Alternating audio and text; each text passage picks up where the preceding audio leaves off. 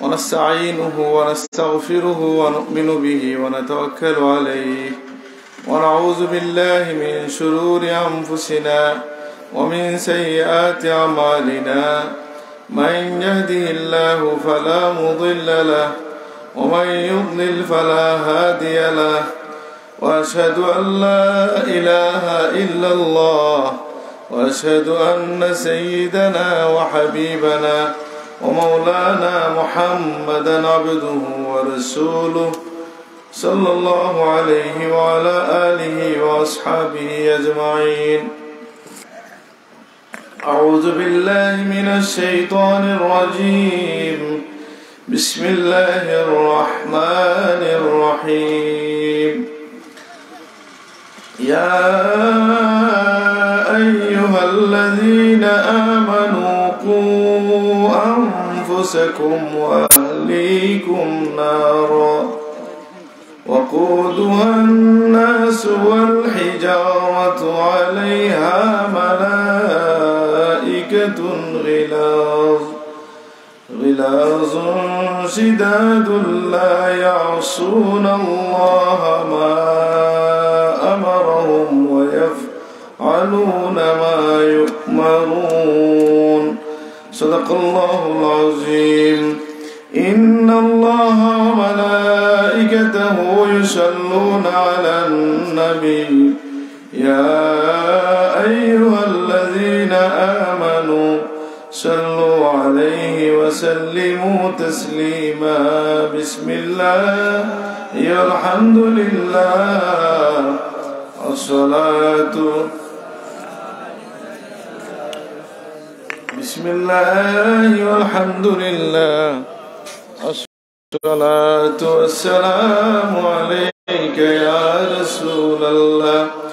الصلاة على النبي والسلام على الرسول الشفيع الأبطحي ومحمد عربي بلغ العلا بكماله كشف الدجى بجماله حسنت جميع خصاله صلوا عليه وآله والحبيب الذي ترجى شفاعته لكل هول من الأهوال مقتحم.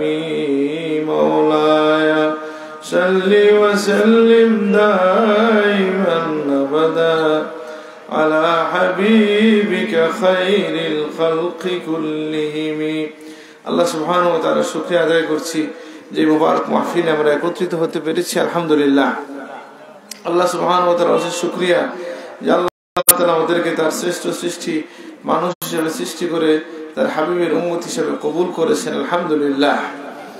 আল্লাহ সুবহানাহু ওয়া তাআলা আমাদের জীবনটা কিভাবে আমরা চালাবো সেই বিষয়টা বিস্তারিত আল্লাহ তাআলা আমাদেরকে তার হাবিবের মাধ্যমে কোরআন কারীম এবং হাদিসের মাধ্যমে আল্লাহ তাআলা আমাদেরকে জানিয়ে দিয়েছেন এবং এই বিষয়গুলো নিয়মগুলো মানলে আমাদের জীবনটা কেমন হয়, যে আমাদের ইহ জীবনটা সুন্দর হয়, পরকালীন জীবনটা মুক্তির ব্যবস্থা হয়। একজন মানুষ যে সমাজে বসবাস করে সেই সমাজে সে একাকী বসবাস করে না, তার সাথে অনেক কিছু জড়িত থাকে। সেই মানুষের সমাজ আছে, পরিবার আছে, পিতামাতা আছেন, আত্মীয় স্বজন আছেন, অন্য ধর্মের মানুষ আছেন, অন্য প্রাণী আছে।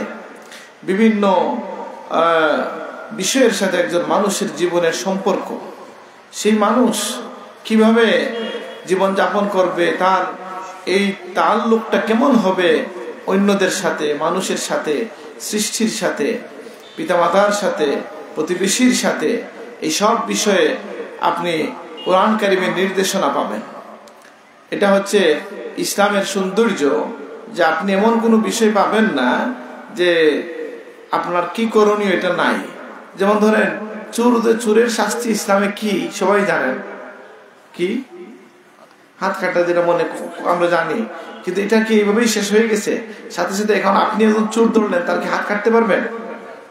এইটাও একটা আইন আছে না ইসলামে, যে এটা কে করবে, এটা আদালতের মাধ্যমে, আইনের মাধ্যমে এটা করতে হবে। এটা ব্যক্তিগত পর্যায়ে এটা বাস্তবায়িত করা যায় না।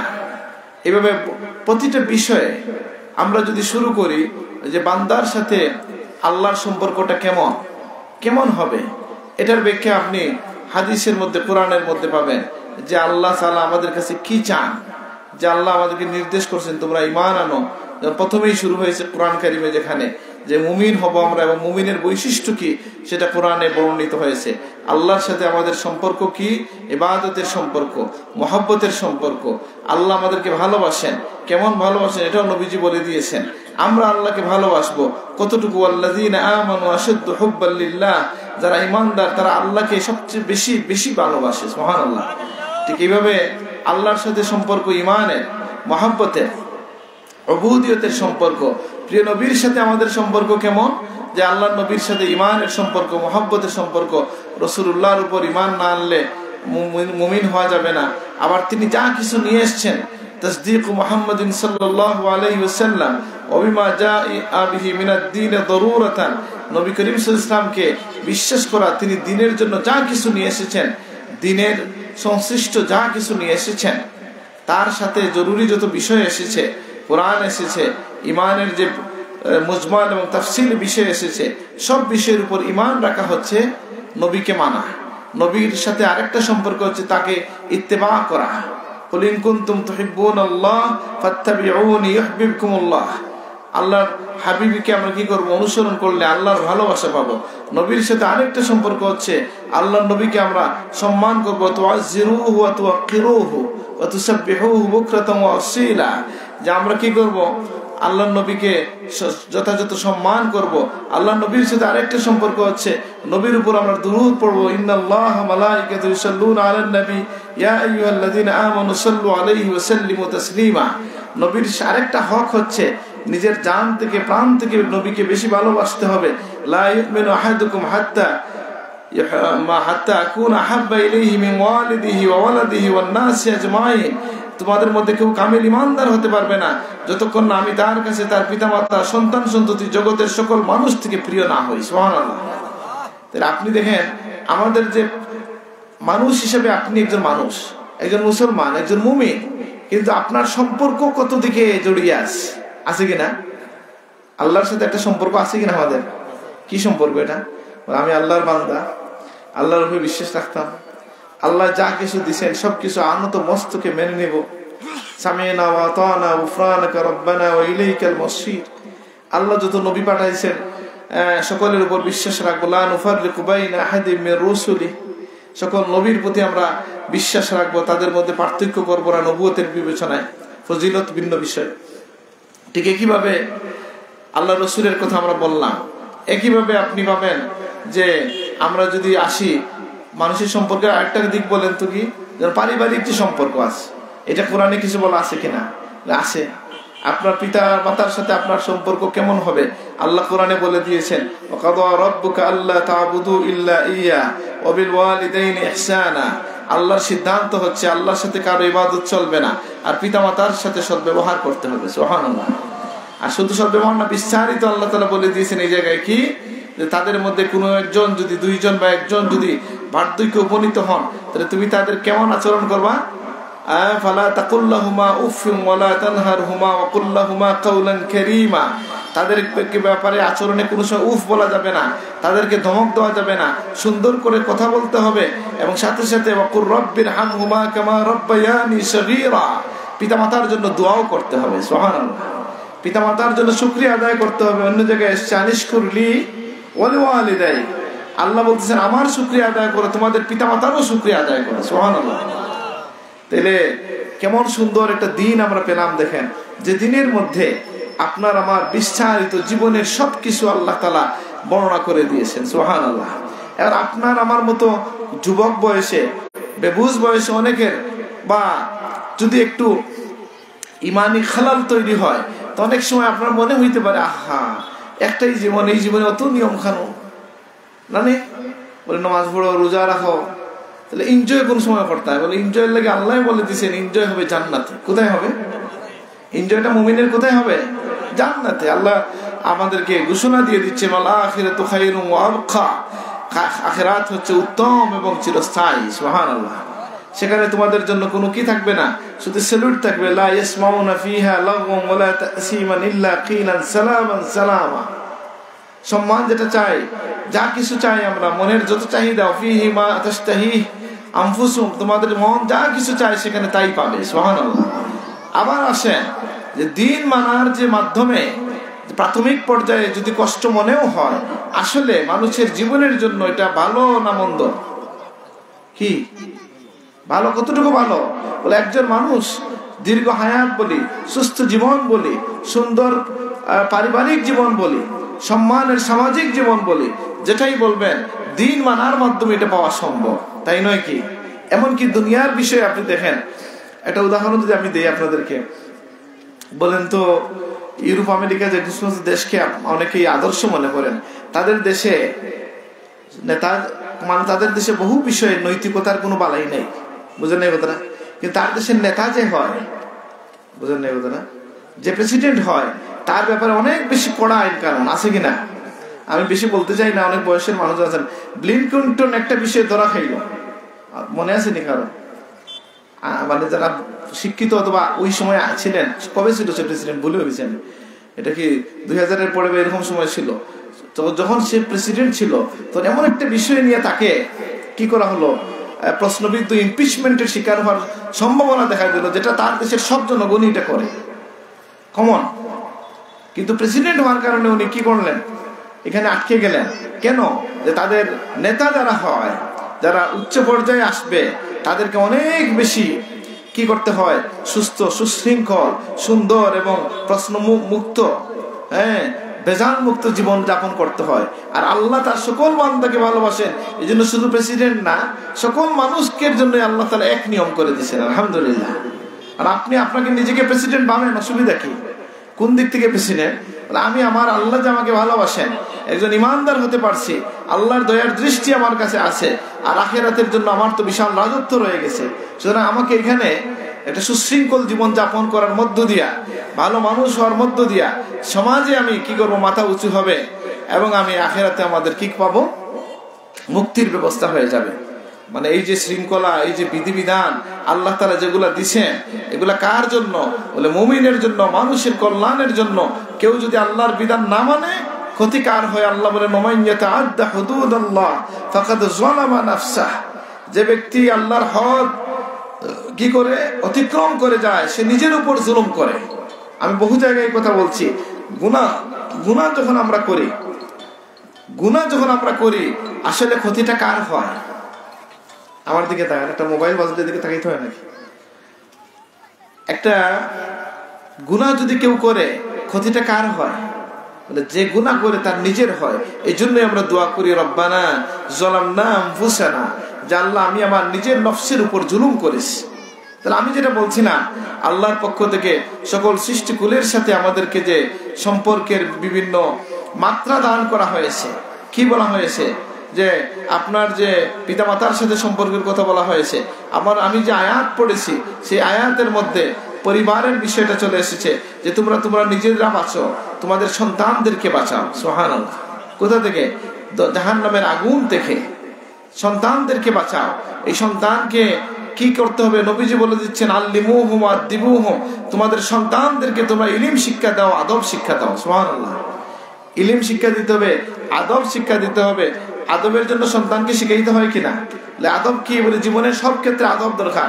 খাওয়ার ক্ষেত্রে আদব দরকার। রাসূলুল্লাহ শিখিয়ে দিয়েছেন, সাম্মিল্লাহ ওয়া কুল মিম্মা ইয়ালিক, আল্লাহর নাম বলো, ডান হাত দিয়ে খাও, সামনে থেকে খাও। সেই বাথরুমের আদব আছে, মানুষের সাথে কথা বলার আদব আছে, যুদ্ধের আদব আছে। সন্তানের জীবনের সূচনা থেকে আদব শুরু করে সব ক্ষেত্রে আদব আছে। এই জন্য নবীজি বলছেন, তোমরা কি করো? আদব শিখাও। যেমন একটা আদব হচ্ছে বড়কে দেখলে সম্মান করা। যেমন আদবুল মুফরদের মধ্যে এসেছে, আলী রাদিয়াল্লাহু আনহু তার চাচা আব্বাসের হাতে এবং পায়ে চুমা দিতেন। সুবহানাল্লাহ। রাইতু আলিয়ান ইউকাব্বিলু ইয়াদাল আব্বাস ওয়া রিজলাইহি, আব্বাসের হাতে পায়ে চুমা দিতে বর্ণনাকারী বলেন আমি দেখেছি। এটা কি? এটা হচ্ছে আদব। তাহলে আমাদের সন্তানদেরকে কিভাবে গড়ে তুলবে, এটার জন্য আল্লাহ তাআলা নিয়ে এসেছেন লুকমান আলাইহিস সালামের কি উদাহরণ কোরআনে নিয়ে এসেছেন। কেন আনলেন? উনি নবী কিনা এটা নিয়ে ইখতিলাফ আছে, কেউ বলেন তিনি ওলি ছিলেন, কেউ বলেন নবী ছিলেন।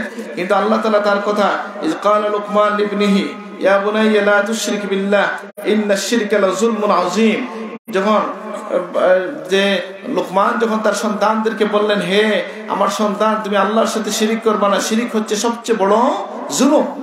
তাহলে আপনি আপনার মারা যাওয়ার সময় আপনার সন্তানকে, বা আপনি যখন নসিহত করেন বিদেশ যাওয়ার সময়, খালি হইবা যে বাবা পাউন্ড ফাটাইও বা ডলার ফাটাইও, ওটা নেই না, কইতা বললে দিনের উপরে টিকে থাকিও, কইতা কিনা বাবা, এটা বলতে হবে কিনা?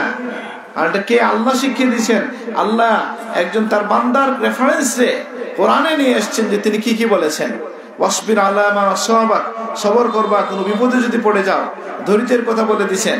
ওয়ালা তামশি ফিল আরদি মারাহা, জমিনে তুমি কি করবা না, তুমি উদ্যত হয়ে হাঁটবা না। এই যে এই বিষয়গুলো তিনি বলে দিয়েছেন।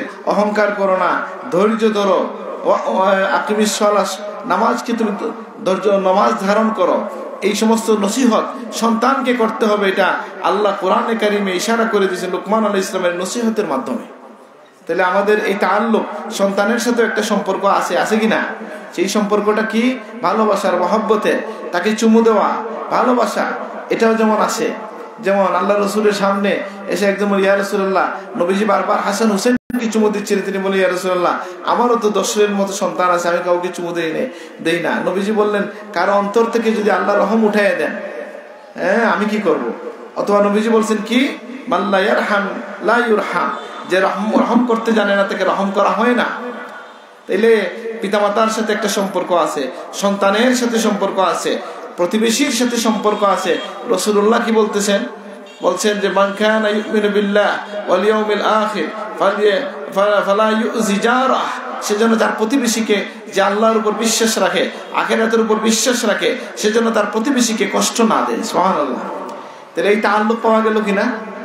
যুদ্ধের মধ্যে কি শত্রুর সাথে কেমন হবে আচরণ, সেটাও কিন্তু এসেছে। অমুসলমানের সাথে আপনার সম্পর্ক কেমন হবে, সেটাও কোরআন হাদিসে এসেছে। বাংলাদেশের প্রধান বিচারপতি এসে আমাদের সামনে হাইকোর্টে একটা বক্তব্য দিলেন, এবং তিনি এই কথা দিয়ে বিস্ময় প্রকাশ করে বললেন যে 1450 বছর আগে আল্লাহর নবী যে কথাগুলো বলছেন, যেটা মানুষ ভাবতে সভ্য দুনিয়া, যেটা আজকে থেকে 100-150 বছরে এসে সিদ্ধান্ত নিছে জেনেভা কনভেনশনের মধ্য দিয়া, নবীজি কিন্তু এটা ওই সময় বলছেন। যুদ্ধে যাওয়ার আগে বলে দিয়েছেন, কোনো নারীকে আঘাত করবা না, শিশুকে আঘাত করবা না, বৃদ্ধকে আঘাত করবা না, সবুজ কোনো ফসলের মাঠ নষ্ট করবা না। সুবহানাল্লাহ। তাহলে কি বোঝা গেল? যে আল্লাহর হাবিব যে আমাদেরকে বা দ্বীন আমাদেরকে শিখিয়ে দিয়েছে কেমন করে আমরা চলবো, এমনকি হাঁটাটাও কেমন হবে এটাও শিখিয়ে দিয়েছে। সুবহানাল্লাহ। কি বলছেন? আল্লাহ বলছেন, ইবাদুর রহমান الذين يمشون على الأرض هونا وإذا خاطبهم الجاهلون قالوا سلاما। আল্লাহর বান্দা হইল, রহমানের বান্দা হইল তারা যারা জমিনে হাঁটে কিভাবে?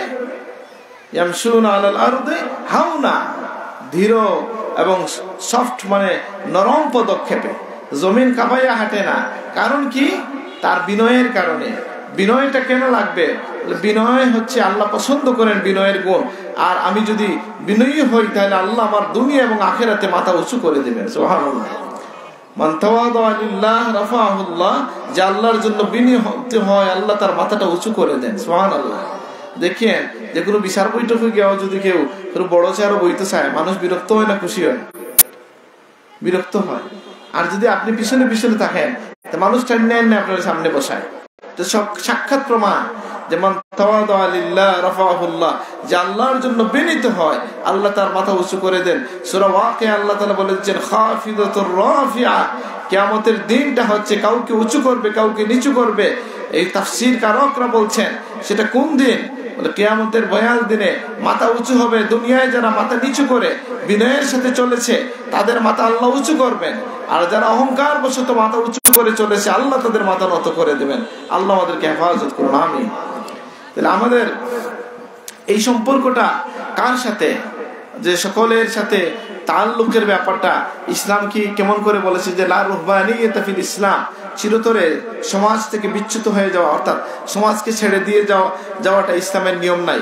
তবে সাময়িকভাবে দেওয়া যেতে পারে। যেমন আল্লাহ কোরআনে বলেছেন, ওয়াজকুর ইসমা রব্বিক ওয়া তাবাত্তাল ইলাইহি তাবতিলা। সূরা মুজাম্মিল আল্লাহ বলতেছেন মানে ইনকাতে, আল্লাহর জন্য সমাজ থেকে কিছু সময়ের জন্য যেটা খিলওয়াত ইখতিয়ার, এটা কিন্তু বৈধ আছে। যে কারণে আব্দুল কাদের জিলানী রহমাতুল্লাহ আলাইহি, মুঈনুদ্দিন চিশতি আজমি রহমাতুল্লাহ আলাইহি থেকে নিয়া যুগ শ্রেষ্ঠ সকল আউলিয়া কেরামের একটা চর্চা হচ্ছে খিলওয়াত মানে কি, কিছু সময়ের জন্য শুধু আল্লাহর জন্য একাকী হয়ে যাওয়া। আল্লাহ তুমি আমাদেরকে তৌফিক দান করো, আমিন। যেমন ইতিকাফ, এটা এরকম একটা এক ধরনের ইনকিতা, কারণ অনেক বৈধ কাজ আপনার জন্য সেখানে অবৈধ হয়ে যায়। অনেক সওয়াবের কাজেও আপনি শরীক হইতে পারেন না, যেমন জানাজার নামাজ বা ইয়াদাতুল মারিদ বা রোগীকে দেখা, অনেক কিছু আপনার জন্য কি হয়ে যায়, বন্ধ হয়ে যায়, কারণ আপনি আল্লাহর জন্য আল্লাহর করে বন্দী হয়ে গেলেন। সুবহানাল্লাহ। তাহলে এটা হচ্ছে সাময়িক ধরনের এক ধরনের বিচ্ছিন্নতা, কিন্তু চিরকালীন বিচ্ছিন্নতা ইসলাম অনুমোদন করে না। সেজন্য আপনাকে জানতে হবে যে আল্লাহ আপনার এই সমাজে চলার জন্য, এই সমাজে জীবন যাপনের জন্য কি কি করতে আল্লাহ বলছেন।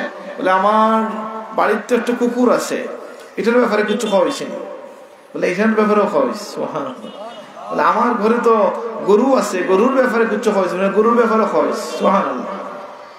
পশুর সাথে সম্পর্ক কেমন হবে, নবীজি কি বলছেন? এদিন রাসূলুল্লাহ একটা বাগানে গেছেন, সেই বাগানে একটা কি বলে এটাকে, একটা উট এসে নবীজির সামনে দুটো চোখ থেকে পানি ঝরায় কাঁদতে শুরু করছে। রাসূলুল্লাহ ডাকলেন সেই মালিককে আর বললেন, শোনো, তোমার এই উট আমাকে অভিযোগ করছে, তুমি তাকে কি করছো, খাবার কম দিচ্ছ, কাজ বেশি করছো। ইত্তাকিল্লাহ মানে এই আল বাহাইম, এই বাহাইমের ব্যাপারে, চতুষ্প জন্তুর ব্যাপারে তোমরা আল্লাহকে ভয় করো। সুবহানাল্লাহ। এটা কি শুধু ওনার জন্য না সবার জন্য? সবার জন্য। বলে তাহলে কুকুর বা এই সমস্ত ছোটখাটো জিনিস এটারে কষ্ট দিলে কেমন হবে? বলে না, ওভারঅল একটা নীতি বলে দেওয়া হয়েছে, ইরহামু মান ফিল আরদ ইয়ারহামকুম মান ফিস সামা। জমিনে যারা আছে তাদের সাথে তুমি দয়ার আচরণ করো, যিনি ঊর্ধ্ব জগতে আছেন তিনি তোমাকে দয়ার আচরণ করবেন। সুবহানাল্লাহ। তাহলে আপনার এই সমাজে চলতে গেলে আপনি যে রাস্তা দিয়ে হাঁটেন, এটা কিছু বলা হয়েছে কিনা? হ্যাঁ, আল ঈমান বিদুন ওয়া সিত্তুনা শুবা আফদালুহা লা ইলাহা ইল্লাল্লাহ ওয়া আদনাহা ইমাতাতুল আযা আনিত তারিক। ঠিক আছে না হুজুর? মুহাদ্দিস সাহেবকে জিজ্ঞেস করে নিলাম। এই আল্লাহ রাসূল বলতেছেন ঈমানের 70-এর অধিক শাখা আছে, এর মধ্যে অন্যতম একটা শাখা হচ্ছে, সর্বোত্তম শাখা হচ্ছে লা ইলাহা ইল্লাল্লাহ। আর আদনা মানে, আদনা বলতে ঈমানের 70টার মধ্যে আদনা মানে এটাকে ছোট মনে করবেন না, এর মধ্যে সবচেয়ে প্রাথমিক পর্যায়ের ঈমানি কাজ হচ্ছে রাস্তা থেকে কষ্টকর বস্তু সরাইয়া দেওয়া। সুবহানাল্লাহ। কি বুঝলেন? তাহলে রাস্তার সাথে তাআল্লুক হক আছে কিনা? আছে। আরো নবীজি আরো বলছেন যে রাস্তায় বসবো না হক আদায় না করে। যে ইয়া রাসূলুল্লাহ কি হক? যে কেউ পরিচিত যাকে পাওয়া সালাম দিবা। সুবহানাল্লাহ। আর একটা কি, যে আপনি কোনো যদি দুস্থ মানুষ পান তার বোঝা বহন করবেন, যেটা নবীর সুন্নাত। সুবহানাল্লাহ। তুঈনু আলা নওয়াইবিল হক। যে মানুষ বোঝা বহনে সক্ষম না, সেটা বোঝা বলতে শুধু শারীরিক বোঝা না, আপনি তার কেফালত বলতে যেটা বোঝায় অভিভাবকত্ব, সেটা আপনি করবেন। তাহলে বোঝা গেল এই সৃষ্টির সাথে আমাদের সম্পর্কটা আল্লাহ তাআলা বলে দিয়েছেন। আমার ঘরে তো মেহমান আসেন, এই বিষয়ে কোনো কিছু আছে কিনা? বলে হ্যাঁ, এটাও আছে। মান কানা ইউমিনু বিল্লাহ ওয়াল ইয়াউমিল আখির ফালইউকরিম দাইফা। মেহমানের ব্যাপারে আল্লাহর হাবিব বলে দিয়েছেন, যদি কেউ আল্লাহর উপর বিশ্বাস রাখে, ঈমানদার হয় এবং সে আখিরাতের উপর বিশ্বাস রাখে, সেজন্য তার মেহমানকে কদর করে। সুবহানাল্লাহ। তাইলে আমার তো আশেপাশে অনেক অন্য ধর্মের লোক আছে, তাদের সাথে আমার সম্পর্ক কেমন হবে? যে এই জন্য কোরআন কারীমের আয়াত থেকে মুফাসসিরিনে কেরাম বলছেন, প্রতিবেশীর হক হচ্ছে 3 ধরনের, 3টা হক হতে পারে। একজন প্রতিবেশী আপনার যদি আত্মীয় হয়, মুমিন হয়, প্রতিবেশী হয়, তার হক হচ্ছে 3টা। একটা আত্মীয়তার হক, একটা ঈমানের হক, একটা আত্মীয়তার হক, একটা প্রতিবেশিত্বের হক। এখন যদি একজনের আপনার ঈমানদার না হয়, আত্মীয়তা হওয়ার সুযোগ থাকবে না, তাহলে তার একটা হক, সেটা কি? শুধু প্রতিবেশী হওয়ার হক। আর কেউ যদি এমন হয় যে সে আপনার আত্মীয় এবং প্রতিবেশী, কেউ দেখা গেল যে না আত্মীয় না শুধু প্রতিবেশী, তাহলে তার হক হয়ে গেল 2টা, ঈমানের একটা, মুজাওয়ারাত বা প্রতিবেশিত্বের আরেকটা হক। তাহলে প্রতিবেশীর ব্যাপারে কেমন করে, সে যে মুসলমানও হয় তাকে আপনি কষ্ট দিতে পারবেন না সকল বিষয়ে। যেমন আপনি বলবেন আমি তো কুরবানি করবো গরু, এখানে কি? বলে হ্যাঁ, এখানেও আল্লাহর হাবিবের পক্ষ থেকে নির্দেশনা দেওয়া হয়েছে, তোমরা কি তোমরা এটাকে আযবাহুহা তোমরা এটাকে কি করো, জবাই করো ইয়ের সাথে, আরামের সাথে জবাই করো, কষ্ট দিও না পশুকে, তোমরা কি করো না, কষ্ট দিও না, জবাইয়ের ক্ষেত্রে তোমরা কষ্ট দিও না পশুকে। এটা নবীজির নির্দেশ, জবাইয়ের ক্ষেত্রে নির্দেশ আছে। মানে যেহেতু জবাই করতে হবে, কুরবানি দিতে গেলে আপনি প্রাণীকে কষ্ট দিতে পারবেন না। ঠিক কিভাবে আমাদের জীবনের প্রতিটা বিষয়ে আমাদের এই রকম আল্লাহ তাআলার পক্ষ থেকে হক নির্ধারিত করে দেওয়া হয়েছে, এবং এগুলা কোনো কষ্টের বিষয় না, বরং জীবনটাকে সুন্দর করার জন্য। বলে আমি তো, আমার তো আল্লাহ জিহ্বা দিয়েছেন, জিহ্বার ব্যাপারে কোনো নির্দেশনা আছে কিনা? বলে হ্যাঁ, জিহ্বার ব্যাপারে নির্দেশনা হচ্ছে মান কানা ইউমিনু বিল্লাহ ওয়াল ইয়াউমিল আখির ফালইয়াকুল খাইরান আও লিয়াসমুত। যদি তোমাদের মধ্যে কেউ ঈমান রাখে, সে যেন কথা বললে ভালো বলে, না হয় নীরব থাকে। সুবহানাল্লাহ। এই এক আমল যদি কেউ করতে পারে, সে ভালো মুমিন হয়ে গেল, আলহামদুলিল্লাহ। নবীজি বলেন কাফা বিল, তোমাদের মধ্যে সেই প্রকৃত ভালো মুসলিম যে কিনা তারকুহু মা লা ইয়ানিহি মিন হুসনি ইসলামিল মারই তারকুহু মা লা ইয়ানিহি।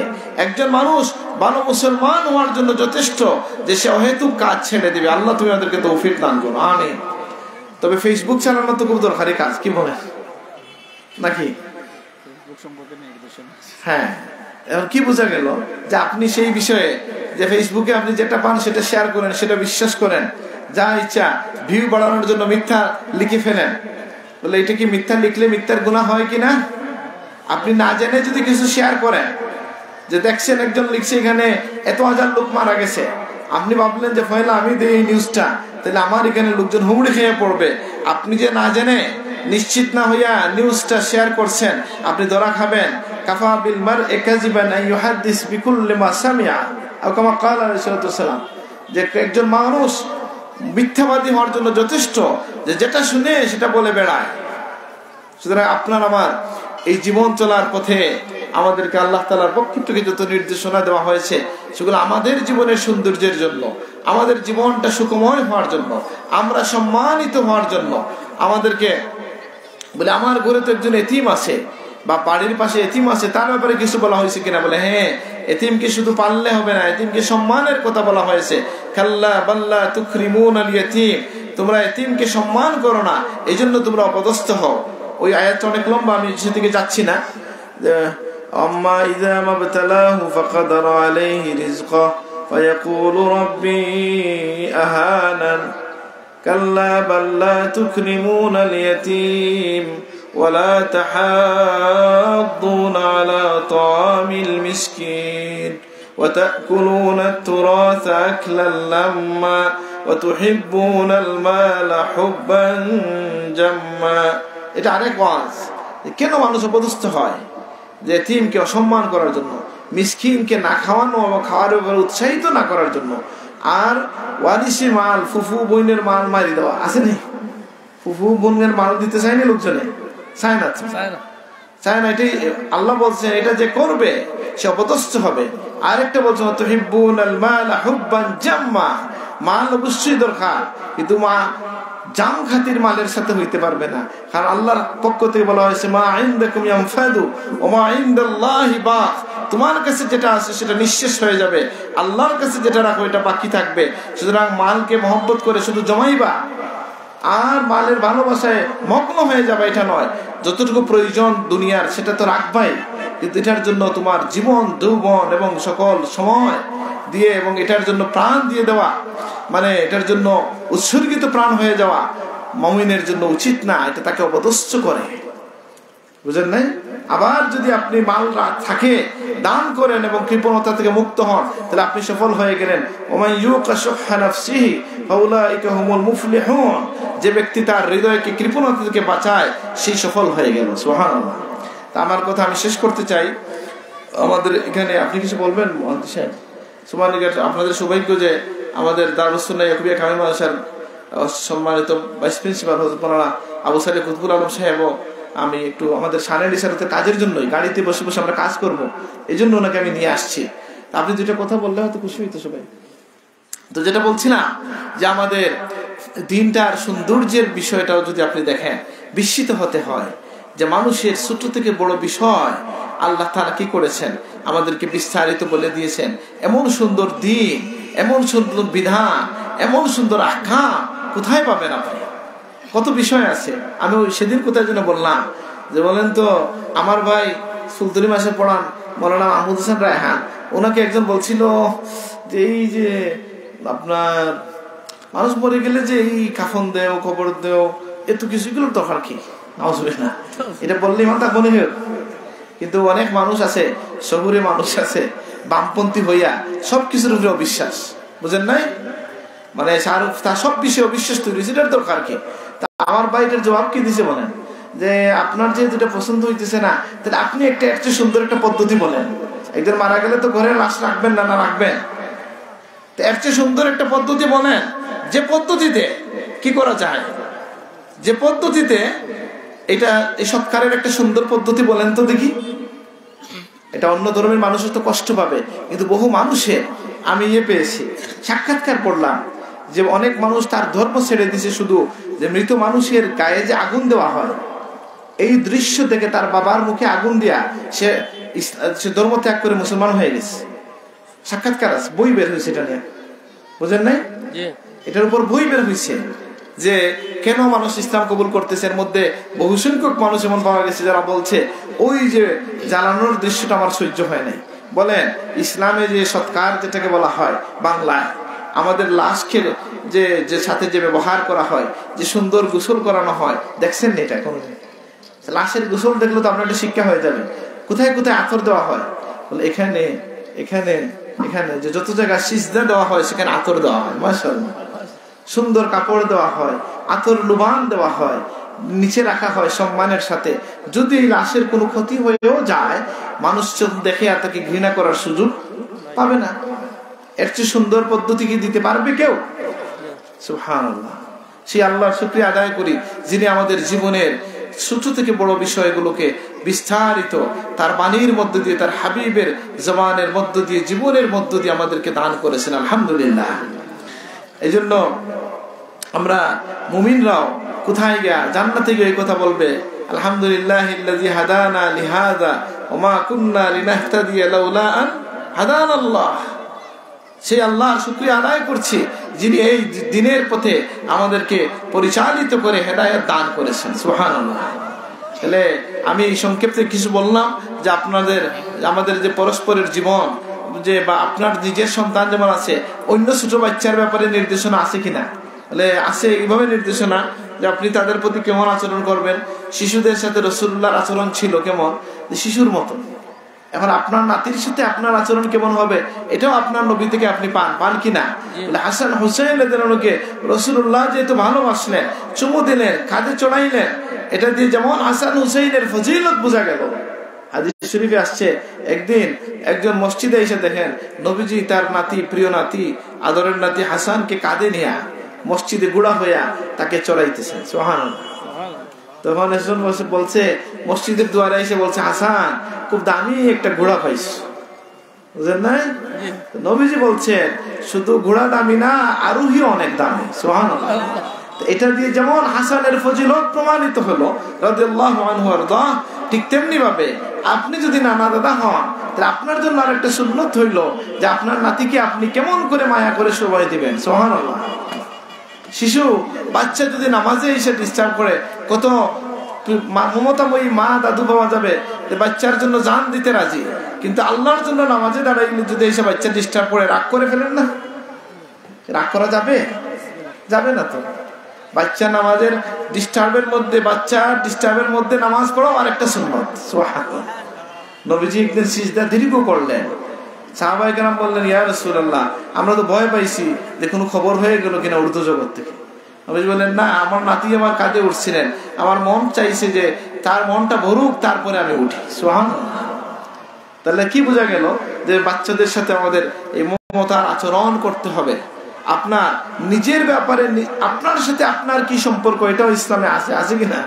যেমন আমার জান তো আমার জান, তাহলে আমি আত্মহত্যা করতে পারবেন? এই অধিকার আপনার নাই।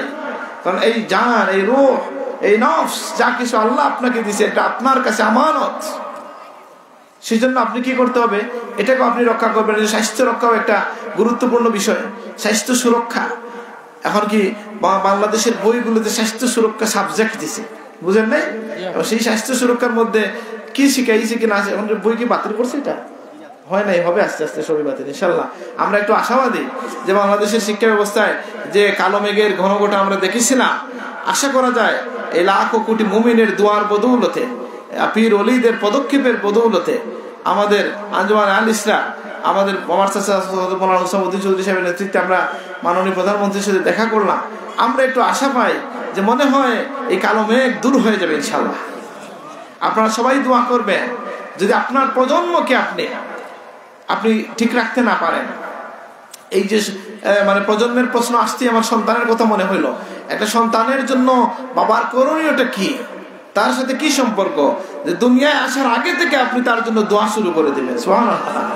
নবী ইব্রাহিম আলাইহিস সালাম দোয়া করেছেন, রব্বি হাবলি মিনাস সালিহিন, আল্লাহ আমাকে নেক সন্তান দান করেন। সুবহানাল্লাহ। আর সন্তান আসার পরে কি করতে হবে, যে সেই এক নবী কি করতেছেন, তিনি তার ওয়াকানা ইয়ামুরু আহলাহু বিসসালাহ, তার পরিবারকে তিনি নামাজের নির্দেশ দিতেন। আল্লাহ তাআলা এটা কোরআনে উল্লেখ করেছেন। সুবহানাল্লাহ। আপনি তাকে কি করবেন, নামাজের নির্দেশ করবেন, তাকে আদব শিখাবেন, ইলম শিখাবেন। যেহেতু ইলম শিখার দায়িত্ব নিয়ে গেছে প্রতিষ্ঠান, সরকার, সেই প্রতিষ্ঠানে সেই সরকারি কারিকুলামে কি পড়া হয় কি না হয় সেটাও খবর রাখা ইমানদারের দায়িত্ব, দায়িত্ব কিনা? অনেকে বিরক্ত হয় যে আপনারা এত কথা কেন বলছেন। আমরা এই কথা বলছি এই জন্য যে আমাদের কোমলমতি বাচ্চাদেরকে তোমাদের হাতে তুলে দিয়েছি, এর মানে এই নয় যে আমার সন্তানকে তুমি বেঈমান বানাবার অধিকার পেয়েছ। তুমি আমার টাকা, আমার ট্যাক্সের টাকায় তোমার বেতন হয়, তুমি বই ছাপাও, সেই বইয়ে আল্লাহ রসুলের আকীদা, ইসলামের আকীদার বিরোধী কোনো বিষয়ে যদি এখানে সংশ্লিষ্ট করা হয়, আমার বাচ্চার ঈমান নষ্ট করার চেষ্টা করা হয়, তাহলে জনগণ এটা মানবে না, মানবে না। সুতরাং আলহামদুলিল্লাহ আমরা কিছুটা আলামত পাচ্ছি।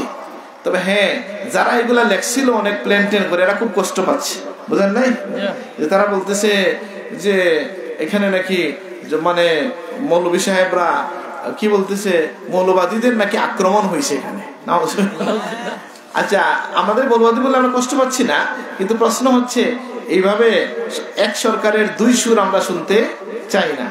এটা সরকারকেও মনোযোগ দিতে হবে যে এভাবে প্রশাসনের পক্ষ থেকে, সরকারের পক্ষ থেকে বই উঠে নেওয়া হয়, আবার এই বই পক্ষে সাফাইও গায় কেউ কেউ, এটা নিন্দাযোগ্য একটা কাজ। এটা আমার মনে হয় যে সরকারের মধ্যে, আমার দাদা সাহেব একবার বলছেন কৃমি ঢুকছে, এরকম কিছু ঢুকে গেল কিনা আমরা ভয়ে আছি। সুতরাং সরকারের সুর এক হবে এবং সেই সুর আল্লাহ রসুলের সুরের সাথে, ইমানদারের সুরের সাথে মিলে যাবে, এটাই আমরা আশা করি, কামনা করি। আল্লাহ তুমি কবুল করো, আমিন। তো আপনাদের সকলকে মুবারকবাদ জানাচ্ছি। এবং আমরা আজকে যে দাওয়াত দেওয়া হলো, আন্তর্জাতিক শায়ান রিসালাত সম্মেলন কবে বলেন? বলেন না, মনে নাই? 3-4 বার। আচ্ছা, এখান থেকে সিলেট বেশি দূর না জকিগঞ্জের ফুলতলি থেকে বেশি দূর? ফুলতলিতেই বেশি দূর। তাহলে মানুষ বেশি কই থেকে যাইতো, ফুলতলি থেকেই না ওখান থেকে? তাহলে আপনাদের উপর দাবি বেশি কিনা বলেন? বেশি। আপনি যদি সকাল 10টায় রওনা দেন, 11টায় গিয়ে পৌঁছতে পারেন কিনা? সব জায়গায় হবিগঞ্জের মাধবপুর থেকে পারবে না। স্যার, আমাদের দাবি হচ্ছে যারা শহরের কাছাকাছি আছেন তারা সকাল থেকে চলে যাবেন। সেখানে আরব আজমের বড় বড় বুজুর্গানি কেরাম আসছেন, তাদেরকে দেখলেও ইজার উযুকির আল্লাহ সব হবে, আল্লাহর কথা স্মরণ হবে।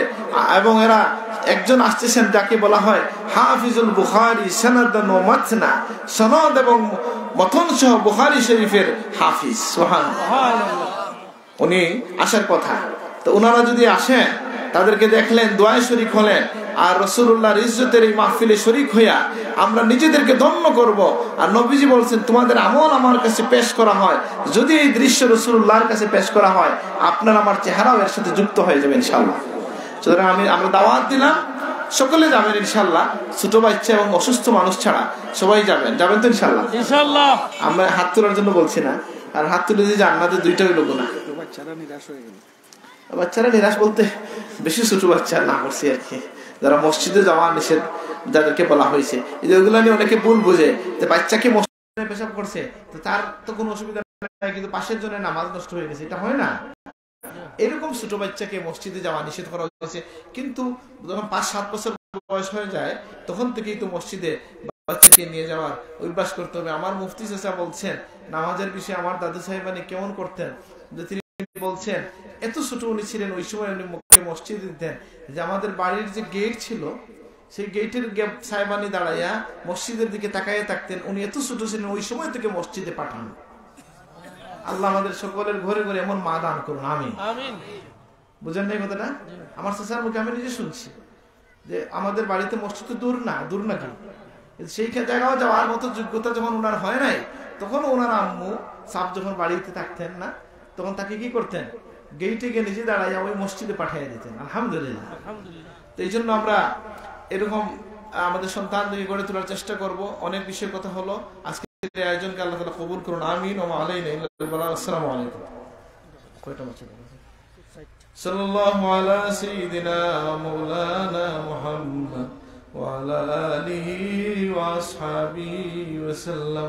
বালাগাল উলা বিকামালিহি কাশাফাদ দুজা বিজামালিহি হাসুনাত জামিউ ফিসালিহি সাল্লু আলাইহি ওয়া আলিহি ওয়াল হাবিবুল্লাযী তুরজা শাফাআতুহু লিকুল্লি هول من الأهوال مقتحم بلغ العلا بكماله كشف الدجى بجماله حسنت جميع خصاله صلوا عليه مولاي وسلم وسلم دائما أبدا على حبيبك خير الخلق كلهم وكلهم من رسول الله ملتمس غرفا من البحر أو رشفا من الديم مولاي